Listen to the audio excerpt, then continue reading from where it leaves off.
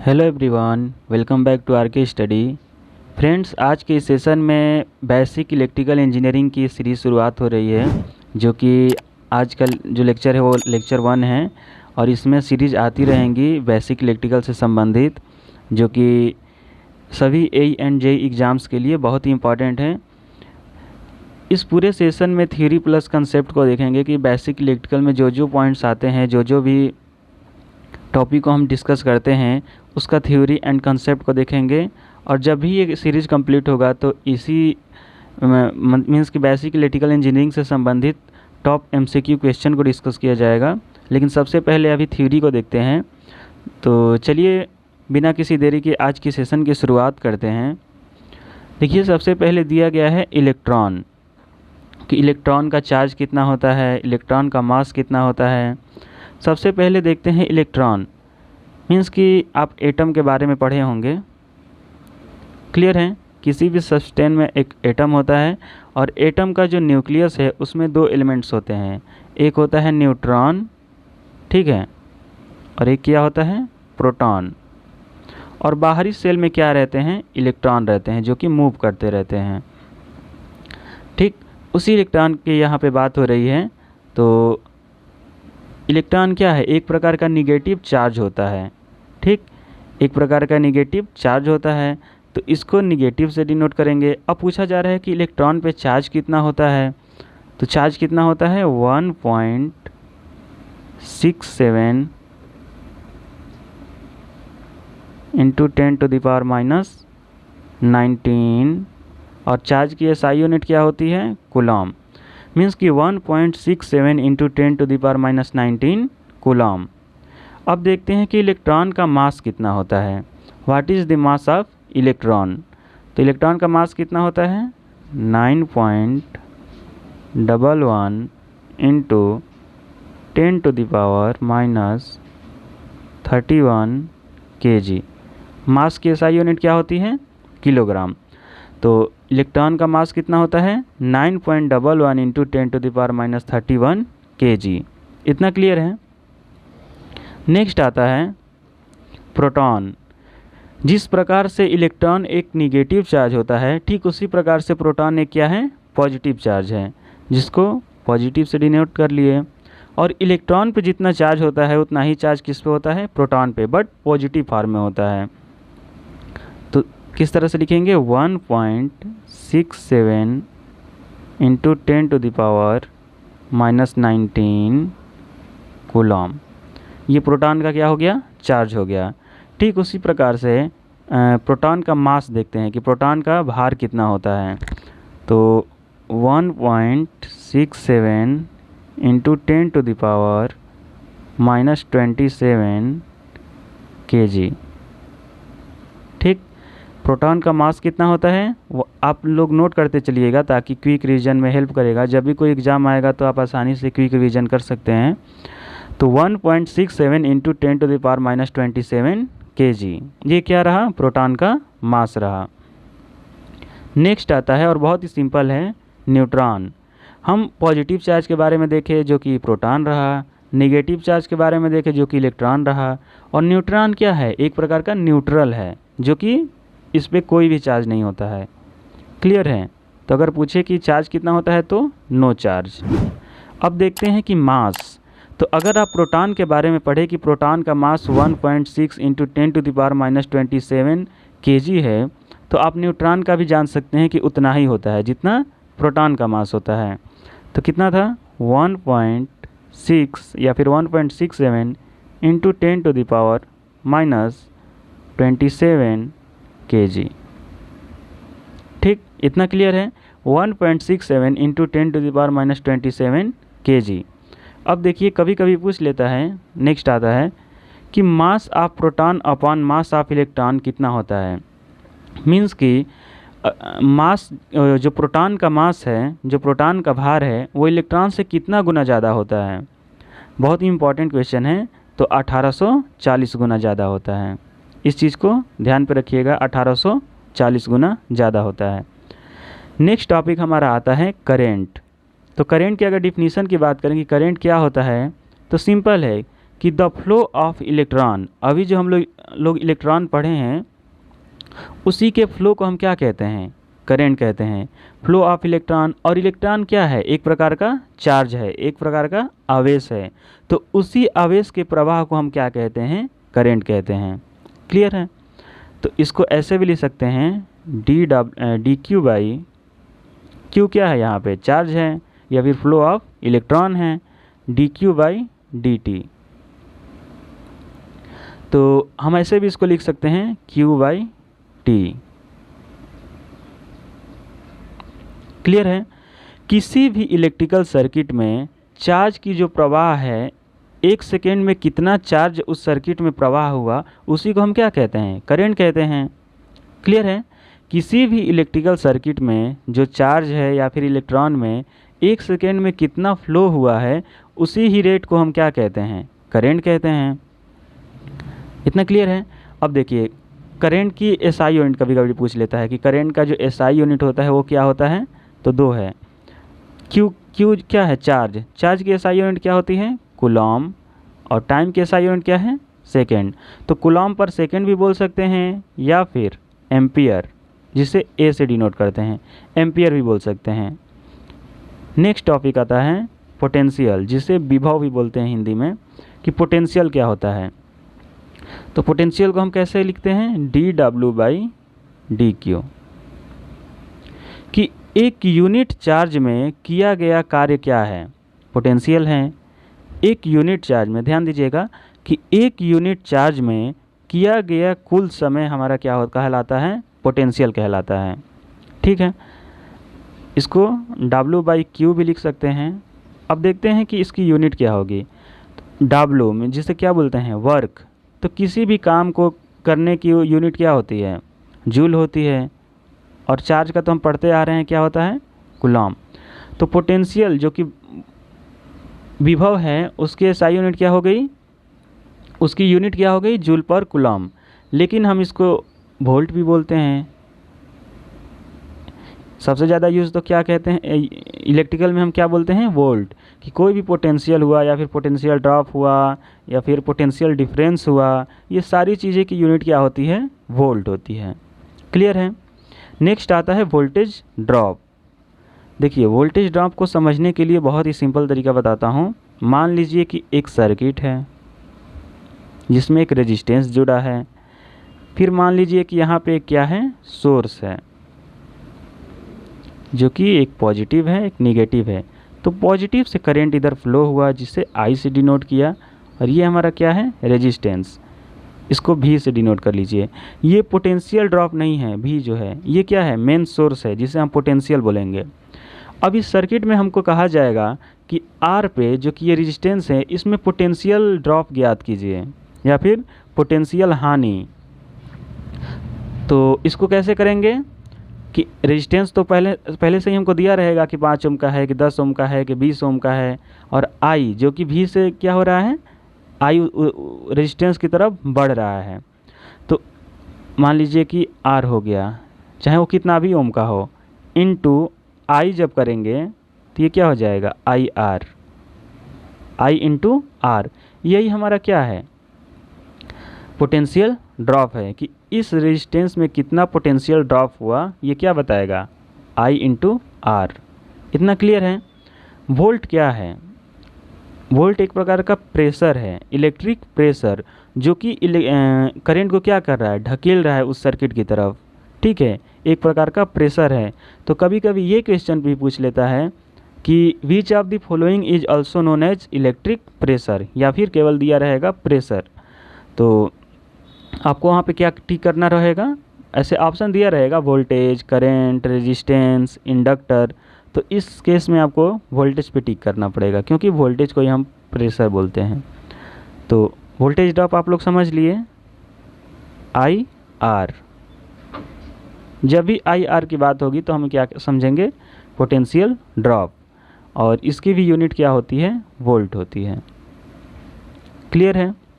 चलिए नेक्स्ट देखते हैं, रेजिस्टेंस। बहुत ही इम्पॉर्टेंट टॉपिक है, और बिना रेजिस्टेंस का इलेक्ट्रिकल तो संभव ही नहीं है। ठीक है? क्योंकि सिर्फ वोल्टेज रहे, करंट रहे, इंडक्टर रहे और रेजिस्टेंस रहे ही ना तो कोई तुक नहीं बनता। क्योंकि घर में जितना भी देख रहे हैं, चाहे वो फैन हुआ, चाहे लाइट हुआ, चाहे कोई भी स्ट्रीट लाइट हुआ, या फिर हम बाइक चला रहे हैं उसमें भी जो लाइट जल रहा है, उस सभी रेजिस्टेंस का कमाल है। तो मोस्ट इम्पॉर्टेंट टॉपिक को देखते हैं, रेजिस्टेंस।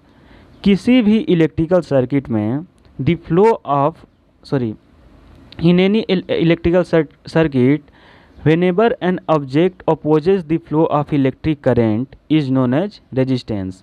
किसी भी इलेक्ट्रिकल परिपथ में जब कोई भी वस्तु करंट को रोकता है, उसी वस्तु को हम क्या कहते हैं? रेजिस्टेंस कहते हैं। वह रेजिस्टेंस किसी भी चीज़ का बना हो सकता है, मान लीजिए कि कॉपर का, कार्बन का, एल्युमिनियम का, ठीक है, या फिर बल्ब में जो रेजिस्टेंस यूज होता है उसको हम लोग टंगस्टन बोलते हैं। तो हर वो चीज़ जो कि करंट के फ्लो को क्या करता हो, रोकता हो, उसे हम क्या कहते हैं? करंट कहते हैं, रेजिस्टेंस कहते हैं।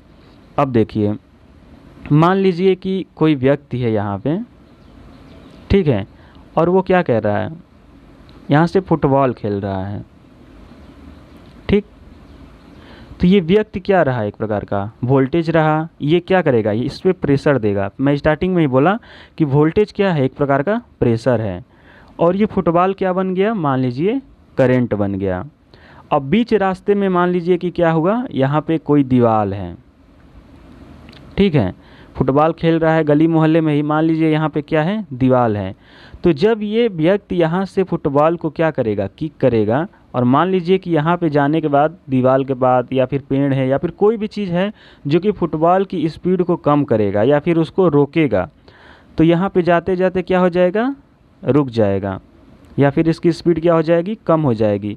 तो इसी जो फुटबॉल की स्पीड को रोकने वाली जो चीज़ है, उसी को हम क्या कहेंगे? रेजिस्टेंस कहेंगे। तो ये चीज़ें मैं समझने के लिए बताया ताकि आप रेजिस्टेंस को समझ पाएँ। ठीक उसी प्रकार मान लीजिए कि कोई व्यक्ति पानी में है, तैर रहा है, ठीक है, पानी में कोई व्यक्ति तैर रहा है, और इधर से क्या हुआ कि हवा बह रही है उल्टा दिशा में, पूरब से पश्चिम की तरफ क्या कह रहा है? तैर रहा है, और हवा चल रही है पश्चिम से पूर्व की तरफ। तो ये क्या रहा? व्यक्ति वोल्टेज रहा। ये जो तैरने की कोशिश कर रहा है, जो हाथ ऐसे तैर रहा है, अपने जैसे भी तैरा जाता है, स्विमिंग किया जाता है, मान लीजिए उस तरह से तैर करके आगे की तरफ बढ़ रहा है, तो वो हमारा क्या हो जाएगा? करंट हो जाएगा। और सामने से जो पानी है या फिर पानी का जो उल्टा दिशा में प्रवाह आ रहा है, वो हमारा क्या है? रेजिस्टेंस है। तो ऐसे भी आप इसको समझ सकते हैं।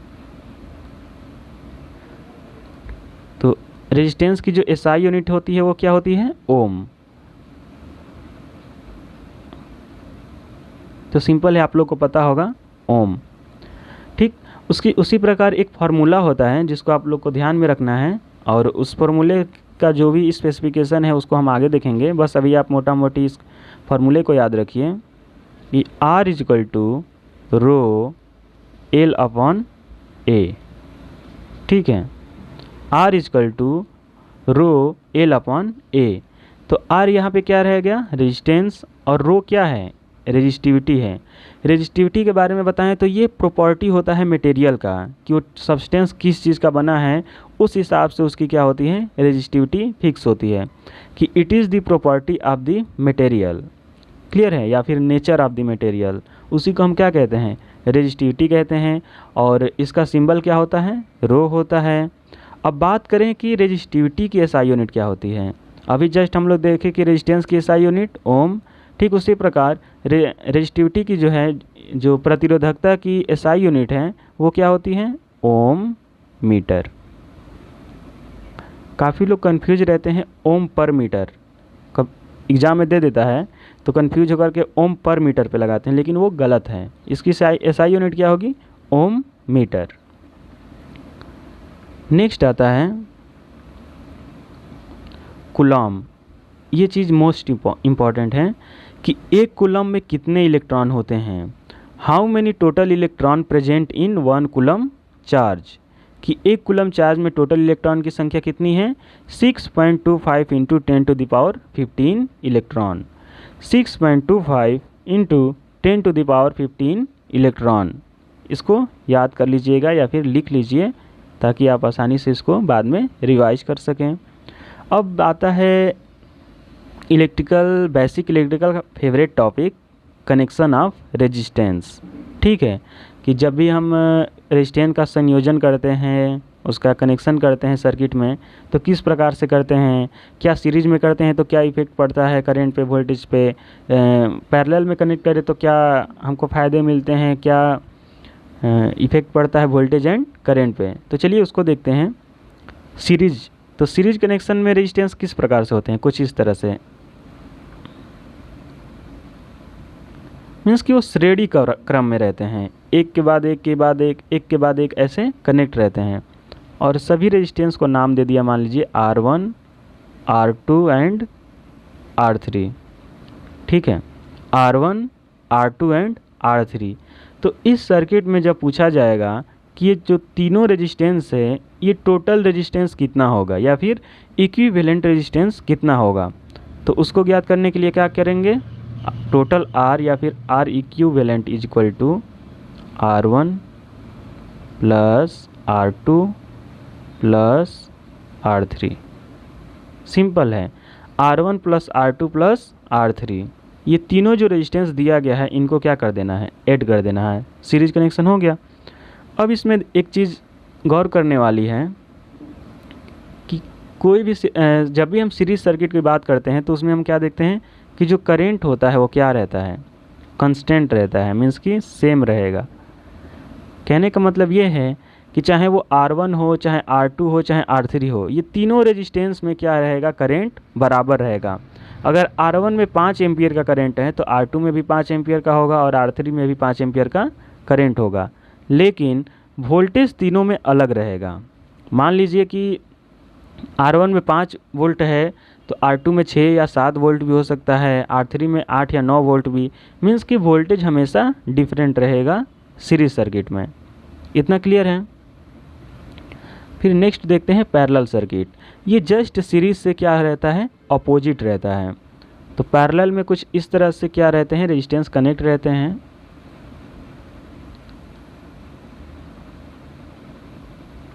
इसको भी नाम दे दिए क्या, R1, R2 and R3। 3 resistance हैं जो कि पैरेलल में क्या हैं, कनेक्टेड हैं। एंड तीनों रेजिस्टेंस का हम इक्विवेलेंट रेजिस्टेंस निकालेंगे तो क्या हो जाएगा, R, एक मिनट,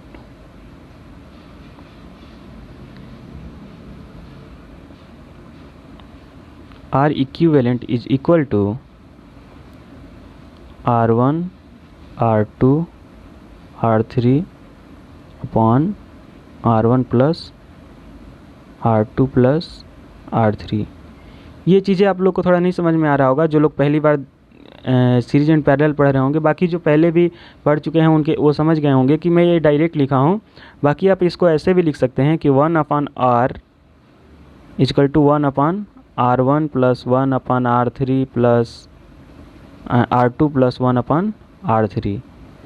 और जब इस पूरे टर्म को आप कैलकुलेट करेंगे, इसका नीचे एलसीएम लेंगे फिर कैलकुलेट करेंगे तो लास्ट में यही आएगा, इसलिए मैं डायरेक्ट लिख दिया।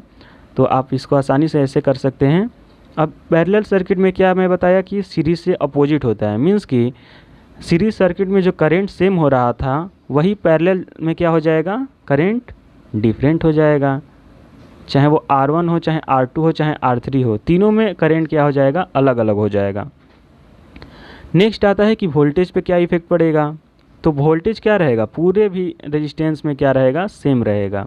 अगर R1 में 5 वोल्ट जा रहा है, R2 में 5 वोल्ट का कनेक्शन है एंड R3 में भी क्या हो जाएगा, 5 वोल्ट का विभव होगा। तो इस तरह से आप सीरीज एंड पैरेलल को देख लिए। इस पे एग्जांपल कीजिएगा कि जैसे जो R1 एंड R3 है, मैं दे रहा हूँ कि मान लीजिए कि सीरीज सर्किट के लिए कीजिएगा कि R1 5 है, R2 7 है और R3 क्या है, 9 है। तो सीरीज सर्किट में टोटल R बताइएगा कितना होगा।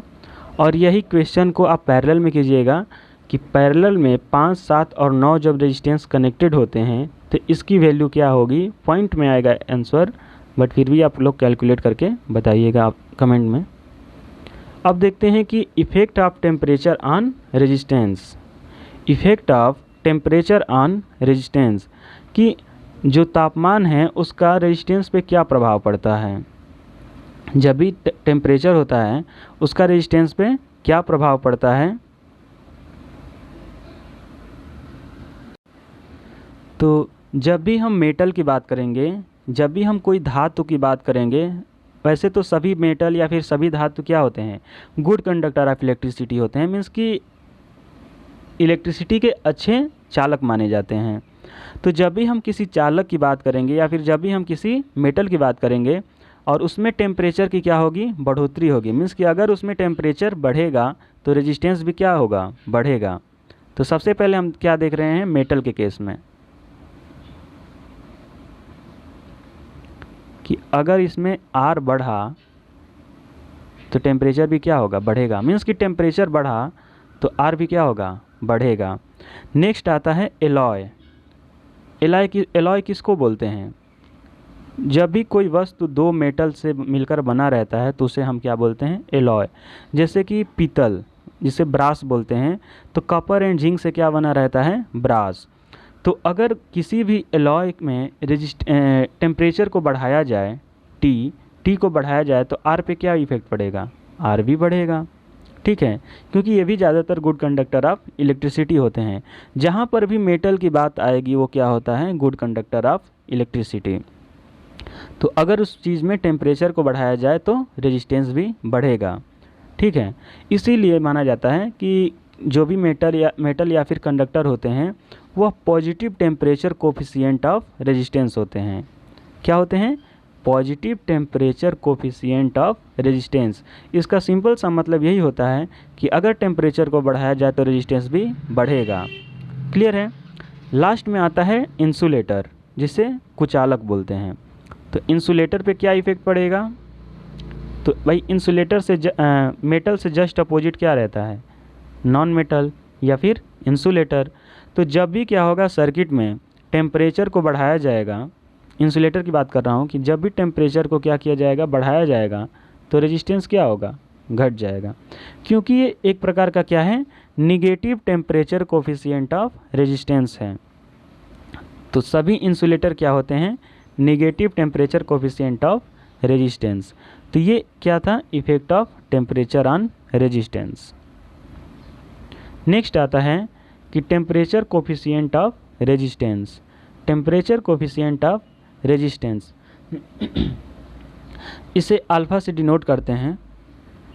क्लियर है, अल्फ़ा। तो अल्फ़ा इज इक्वल टू क्या होता है, R T minus R naught upon R naught into T. Clear है। अल्फ़ा जो कि टेम्परेचर कोफिशिएंट ऑफ रेजिस्टेंस है, इसकी वैल्यू क्या होती है, R T minus R naught upon R naught into T. अब सबसे पहले देखते हैं कि आर टी यहाँ पर क्या है, तो change in resistance. R means क्या होता है, रेजिस्टेंस। तो यहाँ पे लिख दे रहा हूँ, आर टी क्या है, चेंज इन रेजिस्टेंस। और आर नॉट क्या है भाई, तो इनिशियल रेजिस्टेंस, कि स्टार्टिंग में रेजिस्टेंस कितना है उसको हम क्या कहेंगे, इनिशियल रेजिस्टेंस। और टी क्या है, चेंज इन टेम्परेचर। ठीक है, टेम्परेचर में बदलाव को यहाँ पे टी से डिनोट किया गया है। आर टी क्या है, चेंज इन रेजिस्टेंस, और आर नॉट क्या है, इनिशियल रेजिस्टेंस। और ये क्या है, अल्फ़ा की वैल्यू है, जो कि टेम्परेचर कोफिशिएंट ऑफ रेजिस्टेंस है। आप लोग पढ़े होंगे तो इस तरह से कुछ पढ़े होंगे कि आर टी की वैल्यू यहाँ पे निकल के आती है, तो उसको इस तरह से लिखते हैं कि R T is equal two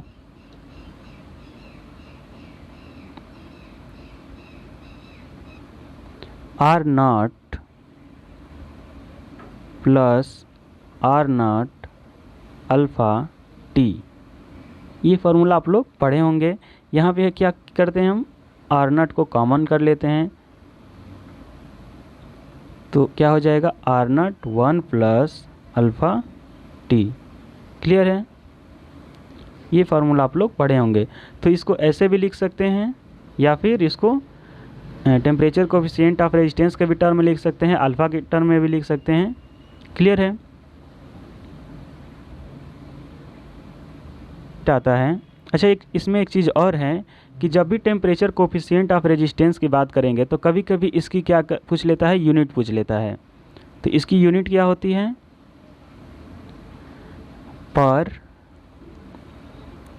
degree coulomb, Celsius, पर degree Celsius, not only degree Celsius. यहाँ पे क्या है? पर डिग्री सेल्सियस। इसकी क्या होती है? यूनिट होती है।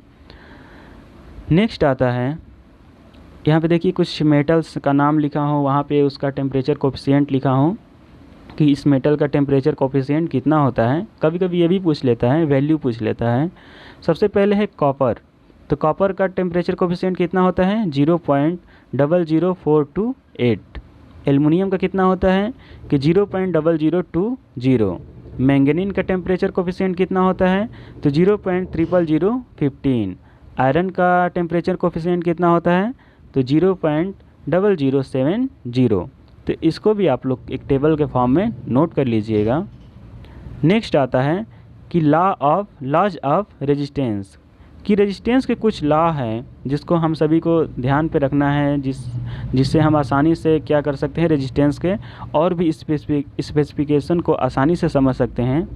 और बहुत ही सिंपल तरीके से समझाता हूँ कि सबसे पहले मैं बोला कि आप लोग एक रेजिस्टेंस का फार्मूला याद कर लीजिए। जब मैं रेजिस्टेंस और रेजिस्टिविटी बता रहा था, वो फार्मूला क्या था कि R is equal to rho L upon A। तो इसी फार्मूले में सब कुछ है। क्या है? L आ रहा है। देखिए, तो जब भी किसी सर्किट का लेंथ बढ़ा दिया जाए, मीन्स कि सर्किट में रेजिस्टेंस का अगर लेंथ बढ़ा दिया जाए तो रेजिस्टेंस पे क्या फ़र्क पड़ेगा कि रेजिस्टेंस भी बढ़ जाएगा। Whenever length is increased in any circuit या फिर any electrical circuit, then resistance will also increase। Clear है? ठीक उसी प्रकार से एरिया, यहाँ पे देखिए कि एरिया जो कि क्या आ रहा है, इन्वर्सली प्रोपोर्शनल में आ रहा है। तो हम ये भी कह सकते हैं कि लेंथ क्या होता है, रेजिस्टेंस के डायरेक्टली प्रोपोर्शनल होता है। डायरेक्टली प्रोपोर्शनल का मतलब यही होता है कि रेजिस्टेंस बढ़ गया तो क्या बढ़ेगा, लेंथ बढ़ाया जाए तो रेजिस्टेंस भी बढ़ेगा। यहाँ पे आता है एरिया, कि जब भी किसी भी रेजिस्टेंस की एरिया को हम बढ़ाएंगे तो रेजिस्टेंस क्या होगा, घट जाएगा। अगर एरिया को कम कर देंगे तो रेजिस्टेंस ज़्यादा हो जाएगा, और एरिया को अगर ज़्यादा कर दिए तो रेजिस्टेंस क्या हो जाएगा, कम हो जाएगा। मीन्स कि इसके क्या है, इन्वर्सली प्रोपोर्शनल है, विथ क्रमानुपाती है। इतना क्लियर हो गया। रेजिस्टेंस एक और चीज़ पे डिपेंड करता है जो कि क्या है, रेजिस्टिविटी है। और रेजिस्टिविटी क्या है, अब हम ये नहीं कह सकते हैं ना कि रेजिस्टेंस बढ़ाएंगे तो रेजिस्टिविटी बढ़ेगी, क्योंकि रेजिस्टिविटी का सिंपल सा फंडा है कि वह नेचर ऑफ मटेरियल पे डिपेंड करता है कि मटेरियल जो भी यूज कर रहे हैं वो उसका नेचर कैसा है, उसका वो प्रकृति कैसा है।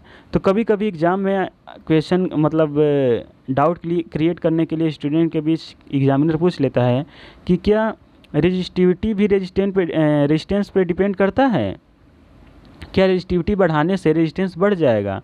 तो नहीं, ये नेचर ऑफ मटेरियल पे डिपेंड करता है कि क्या होगा। ठीक, फिर नेक्स्ट आता है लास्ट में टेम्परेचर, कि टेम्परेचर पे क्या इफेक्ट पड़ेगा, कि किसी भी सर्किट में अगर टेम्परेचर को बढ़ा दिए तो रेजिस्टेंस क्या होगा।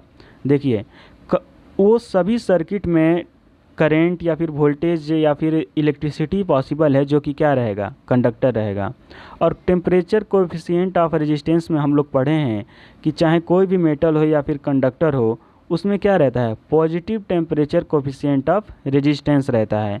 मीन्स कि अगर टेम्परेचर को बढ़ाया जाए तो रेजिस्टेंस भी क्या होता है, बढ़ता है।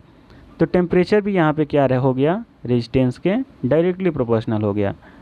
किस केस में बात हो रही है, केवल कंडक्टर के केस में बात हो रही है, ना कि सेमीकंडक्टर और ना ही इंसुलेटर की बात हो रही है। इतना क्लियर है? तो फ्रेंड्स, आज के लिए बस इतना ही। मिलते हैं बेसिक इलेक्ट्रिकल के लेक्चर 2 में। तो जो भी कोई डाउट होगा या फिर कुछ मेरे से मिस्टेक्स हुआ होगा तो आप लोग कमेंट में ज़रूर बताइएगा, और कोई और भी डाउट हो तो आप कमेंट में पूछ सकते हैं, मैं ज़रूर रिप्लाई करूँगा। तो चलिए मिलते हैं नेक्स्ट सेशन में, तब तक के लिए बस इतना ही। Thank you everyone.